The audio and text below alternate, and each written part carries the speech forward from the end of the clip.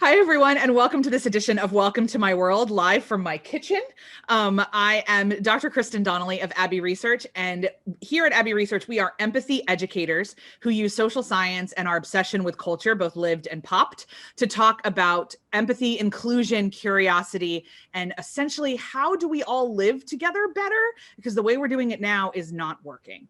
So this series in particular, I gather people who fascinate me, i.e., everyone, and have a quick conversation about how their life is a little bit different than mine and probably different than yours. And today I am joined by one of my dear friends who I never get to see even without COVID. Sofi Hersher and I are both religious liberty fellows with the Baptist Joint Committee on Religious Liberty, and we bonded deeply, spending a week arguing with Thomas Jefferson impersonators at Colonial Williamsburg a couple years back. And I've asked Sofi to come on, and there's a whole bunch of intersections in ways that Sofi is different than myself. And I'm really excited to explore at least a couple of them today. So Sofi, thank you so much for joining us. Thank you for having me. It's an honor. Oh, gosh. So could you tell the visitors a little bit, the viewers a little bit about yourself beyond that we both get angry with Thomas Jefferson? Sure. And what a story. Yeah, I am, let's see, where do I even start with all the various forms of identity? So I am a Reform Jew. So essentially there are three-ish main denominations of Judaism in North America. And I belong to Reform Judaism, which is, I guess you could say sort of the most, it's aligned with liberal Judaism across the world. So less observant, less following word for word of the sort of rules and rituals outlined in sacred text, and a little bit more interpreting Judaism for the modern age. Okay.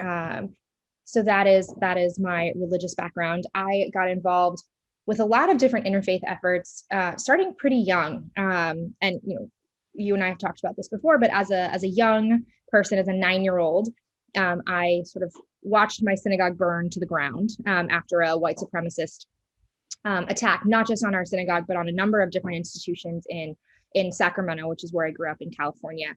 A couple of Jewish, a couple of synagogues, not all the same denomination, not all the same type of institution, but a series of anti-Semitic attacks, which at that time was the most damaging, most violent attack of anti-Semitism on American soil.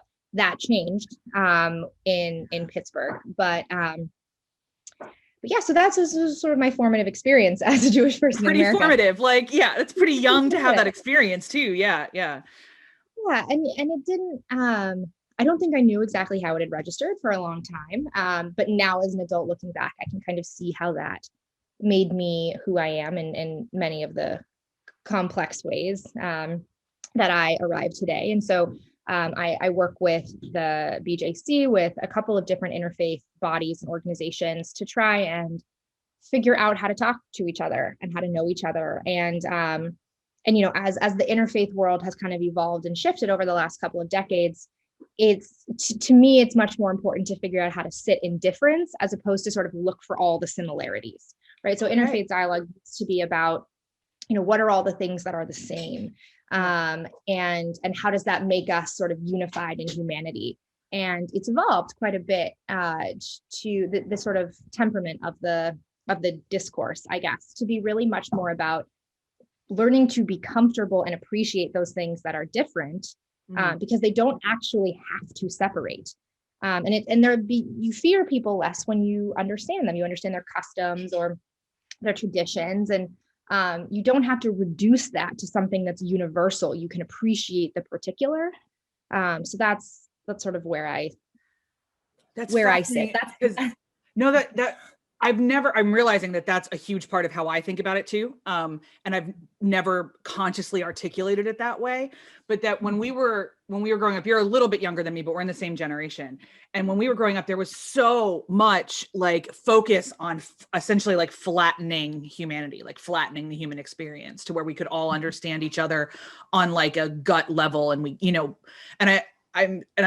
I'm hoping, and at least in my perception right now, the entire conversation around difference is shifting more towards celebrating things. Like, I don't just want to eat Chinese food the way Americans understand it. I want to actually go to China and eat Chinese food as indigenous to China, which is not a thought that I would have had 10 years ago or 20 years ago. And so we're understanding those things a little bit more. But when I think about religion in particular, we tend to think in monoliths a lot. Like all Christians are the same. Maybe we'll divide Catholic and Protestant, but like that's on a good day. All Jews are the same, so we don't know what to do with Orthodox at all. And then all Muslims are the same, And the richness of all of those human experiences actually comes from the decisions you make to be different. Like the decisions you make that are like, hey, that doesn't resonate with me, but this does. It also requires each person to be a spokesperson for millions, if not billions of people. And which is pretty stressful. And it also, there's so much inside of the traditions that are complicated. I mean, I remember when I went to the BJC fellowship meeting, I mean, to the extent that a brain can literally explode, I mean, that is what that week was for me, because I had no idea how much I didn't know about Protestant communities in America. I had no idea the diversity of experience and how even just the word Baptist, like people say to me now, well, you know a lot about Baptists. I'm like, that's not a specific enough statement, right? Like that statement now is crazy to me. And for me personally, I mean, my partner was raised in a sort of what we would call conservadox, sort of between conservative and modern Orthodox Judaism. And we're both Jews, and we share a sort of worldview. But the way that we were taught to experience that worldview, or the rituals we were taught to develop that worldview, totally different, right? I mean, like in the amount of Hebrew he reads and speaks, in the types of rituals and the amount of interpretation I experienced as a kid, and even like the physical space in the synagogue, right? So his family goes to a synagogue that has something called a mechitza, which separates genders.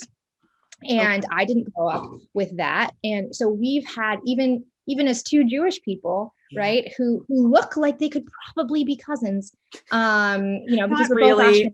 Not really, listeners, not really. Not really.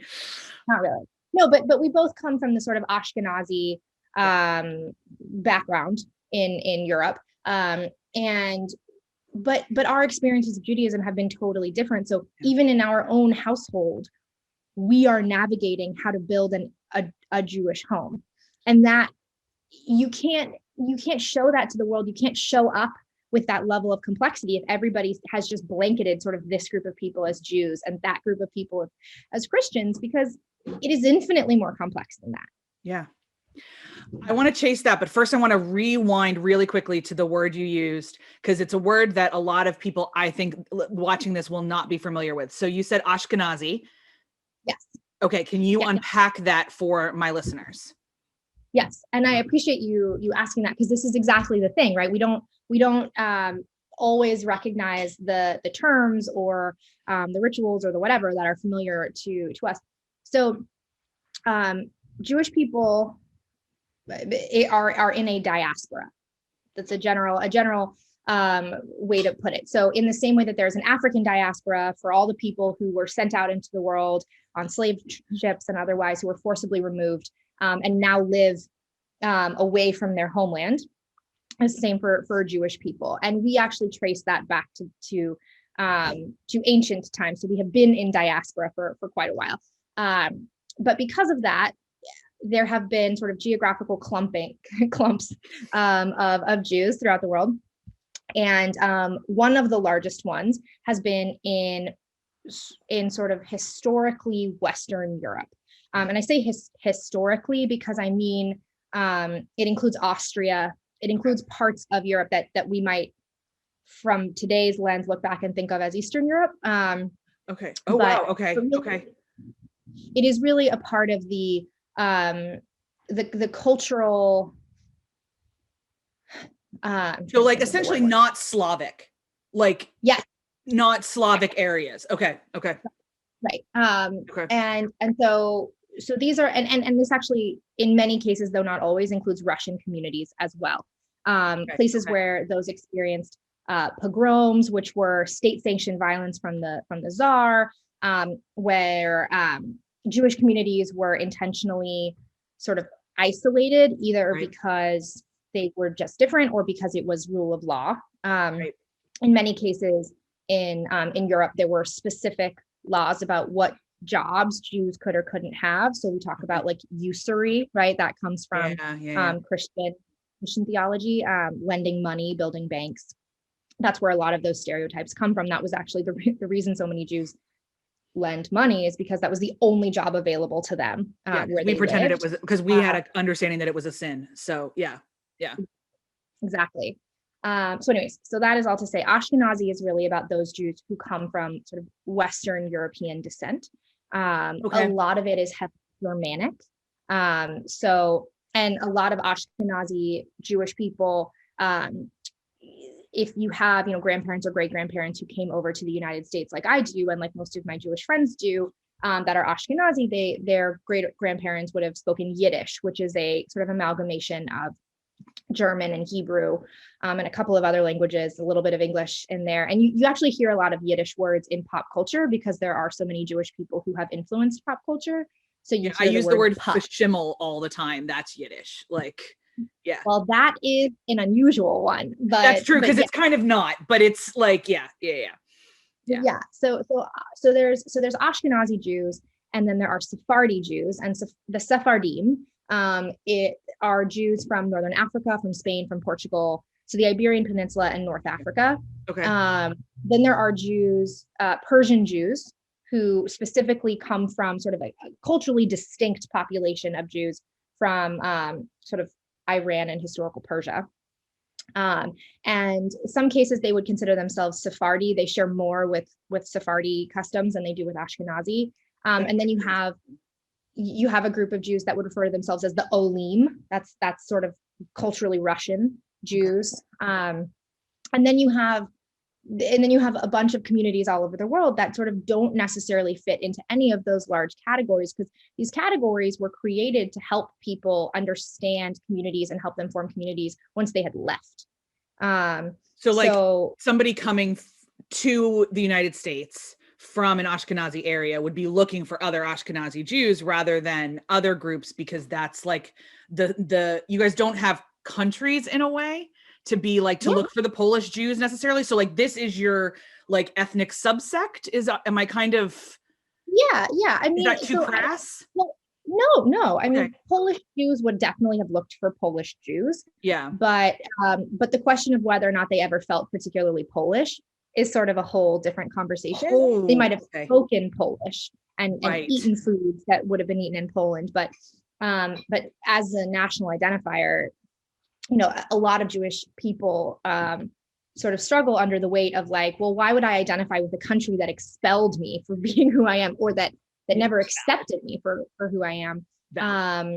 But you're right in that if I was picked up and dropped in the middle of a Sephardi community anywhere in the world, I would be a little bit less, but still just as uncomfortable as anybody else, because I wouldn't understand the customs necessarily. I might understand some of the words that are being spoken if they're in Hebrew versus in like Ladino is a language sort of like Yiddish, which is an amalgamation of Hebrew and Spanish. And in some cases Portuguese. So it's super complicated, right? It's like this rabbit hole can go on forever. And Ladino isn't really typically spoken as much, and neither is Yiddish, typically, except in Orthodox communities. Or in Mel Brooks movies. In Mel Brooks movies. But I mean like in No, I know. I'm making a joke, but it's like I would, if I could live in a Mel Brooks movie, I would. But if you're in some of the kind of the more insular, ultra-Orthodox communities in Brooklyn or New York City, there are people in those communities who are not literate in English. On this channel, we covered the miniseries Unorthodox, and that was one of the things we brought out, that this was just like the Gaeltacht in Ireland, that if you didn't go to an English school in Ireland, there was a whole generation of people that only spoke Gaelic, and it's the same way now in those communities in Brooklyn. So it's just fascinating. And I mean, all of this is just to say that I am Ashkenazi, which means I am of a particular sort of cultural lineage of Judaism. And in the United States, it is very much a melting pot of Jews, because when you're less than 2% of the population, right, like the otherness is going to overcome the difference. Okay, you are less than 2% of the population, but you're the second largest group that experiences hate crime. You're 2% of the population? It's somewhere between 2 and 4. You see sort of different numbers in different places, but yes. Wow, that proportion is way worse than I grew up in such a area that is very concentrated in people who are practicing and not practicing Jews, that my perception of the United States spread is incorrect wildly. I had no idea it was that low. Okay.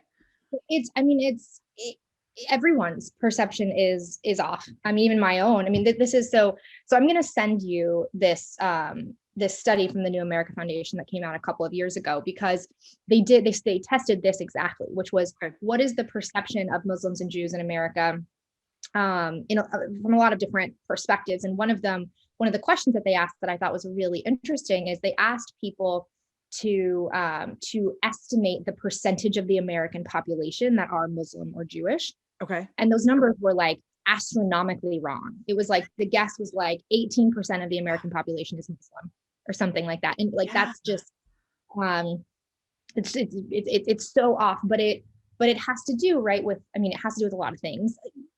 They were interviewing in certain metropolitan areas. So you'd have to look at the study in terms of understanding specifically what you might need to discount. But generally, I think you can apply that to media representation. You can, like in terms of popular culture, but also just what the media talks about, what our public policy focuses on. Mm-hmm. If we're going to focus, as rightfully we should, on disparities between different populations, then you're going to see a strong emphasis on marginalized populations, which might lead you to believe that they are just a larger subset of the actual number of people in the country. But to your point, yeah, I don't want to skate over that, because it's a lived reality for me, which is there are not that many of us, which is why so many of us have experienced some type of hate crime, or in my case, a violent hate crime. And that wasn't just directed towards me, it was directed towards my whole community. But there is so much more violence than people think. And obviously not towards Jews. We just saw a horrific attack against Asian women, and it's everywhere. It's just, I think it happens so much more often than people think, because it's most hate crimes, I will say, that are reported are not necessarily violent crimes. It's often some kind of intimidation, some type of verbal harassment. And it can happen in a lot of different ways and in a lot of different places, but the vast majority of them happen on the street or in public places, like vast majority. Okay. So these are things that happen in plain sight all day long. And I think we just, our brains are built to filter out things that don't relate to our survival, right? So it's not surprising that people don't necessarily, they don't see what's not happening to them. But that's why we have to learn to look for it. Yeah. So there's a lot of conversations as Sophie and I are talking right now, it's the third week of March. You guys are listening to this in April, because we want to be able to have this conversation around the time that Sophie and her family and her community are celebrating Passover. But we're recording it now. And there's a lot of conversations around allyship. I certainly hope that in 2 weeks, there's still conversations around allyship. But for your money, from your work with interfaith stuff, what is a good way for non-Jewish people to be good allies to the Jewish community? It's a great question. And I've my feelings on this question, in its sort of in an expansive sense, so how to be an ally to anybody, yes, to anybody, to any marginalized group or any minority group, have changed so much, because I'll be honest, I don't always know how to talk about this. I know how to talk about it from the perspective of, if you are asking me about my experience as a Jewish person, I will happily provide that. But where I struggle is where, in the same way that many Asian American communities have struggled under the sort of model minority myth. I think Jews do also. And it means that there's this stratification of marginalization in America, right? There's always someone who's experiencing it the worst that day. But there's these groups that I think have been sort of almost pit against each other to prove that their claims are legitimate, or their pain is real. And the pain has to be real in relation to something else. So, and I'll say, in my limited experience, and I am very thrilled to be able to learn from you on this about sort of inclusion measures in professional spaces, I've struggled quite a bit with how you relate to people without comparing your suffering, without sort of immediately jumping to, I've had that experience too, let me tell you about mine, which I think is often a way that people try and express empathy, but can, in many cases, I think, make someone feel like we were talking about me and now we're talking about you. And so, all of this is to sort of circle back to your question, which is my experience of strong allyship to Jews is just to ask questions without a sense of sort of exoticization, if that's a word. Yeah, no, without othering. Like, I mean, we all have things about our families that are different, even if that's not a religious distinction, right? Like you might make macaroni and cheese different than I do. And that's something that we can talk about, so it's, I'm home in California because my parents are vaccinated, which is wonderful. And I hadn't seen them in a very long time. It's yay. So I'm here for about a month, and I was able to see a few of my friends from high school who were all still in touch. And I said to them, I bet you folks know more about Judaism than the average American. And they all said, I don't think that's true. We don't actually know that much. I said, well, you can name all the holidays. You don't get squirmy around the topic. You know a lot about the sort of cultural experience, at least of the like Reform middle class experience.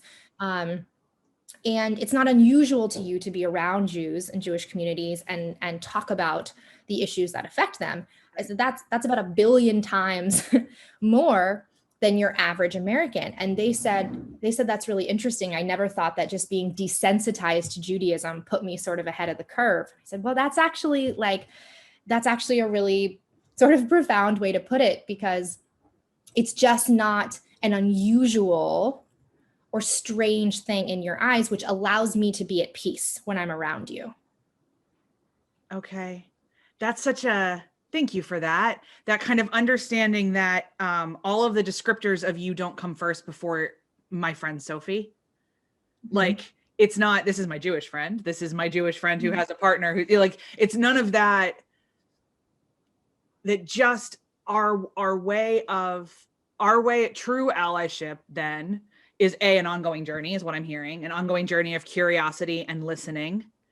And also decentering our own assumptions about people, but also innately, more than anything else, embracing the humanity instead of the labels. Yeah, I think that's such a big part of it. It just, like I've said to folks before, I had a couple friends a few years ago whose their wedding was on the first day, or the first full day of Passover, because our holidays start the sundown at sundown. But so their wedding was on the first full day of Passover, and I couldn't go because I needed to, I had rituals to perform with my family. And they had said, we're so sorry. We didn't realize that. They were so upset that they had like done this thing to me. And I said to them, I'm not upset with you. I don't actually expect you to plan your life around my observance. I'm the only Jewish person who's invited to this wedding. You don't need to change the date of your wedding for me, but you just need to not be upset with me that I can't prioritize your celebration over my celebration, or your life cycle event over my life cycle event. And they weren't. And that was sort of all I could hope for from that from that experience was that they said, we understand that there's something about your world that's different than our world, which is why we've made different choices on this day, and we'll see you next week. You know, and that was a very fulfilling interaction. I'm going to I'm going to have to hit pause just because I want everybody to have a chance to sit with everything you said. And I don't want us to keep going in ways that I think will overwhelm all of the avenues that we explored. However, I am positive that our viewers will have questions. And I know I have more. And so I'm hoping when you are back in DC and we are in the after times, we can continue this conversation. But I wanted to thank you for your candor and for trusting this space with this stuff. And also just for constantly working out ways to break down the complicated into the digestible. Well, thank you. I mean, it's really an honor to be in this space, and I'm so grateful. You and I have talked a lot about this in our time in the before days, in the before times where we could be in the same room. Yeah, in the before times. But it's really, I think that all of us who hold privilege in every way. I'm a Jewish person. I'm also a white woman, so I have different types of privilege in different situations. Where one is a minority in one space, they may be a majority in another, and we have to live in those complications. But to use your platform as a member of the global majority, you know, or as a member of white Christian Protestant educated woman here. Hi, very. But I mean, but you're using your space to help other people who haven't always been heard be heard, and for that I am immensely grateful. Mutual admiration society here, for sure. So Sofi, thanks again. I'll make sure to have that report that she talked about in the show notes, and also she and I will connect on any other resources she wants you to have, and we'll throw them all in the show notes below. This has been this edition of Welcome to My World. I hope if you are watching this and you are part of Sofi's community, that Passover is a wonderful, holy celebration, however much over Zoom it has to take place for you this year. And please, God, may you all be able to gather around tables for your Seder next year. I know we are facing that with Easter as well. Another Easter over Zoom is an emotional thing for us as well. So I want to thank all of you for joining me and Sofi for this conversation, and I'll see you guys next time on Welcome to My World.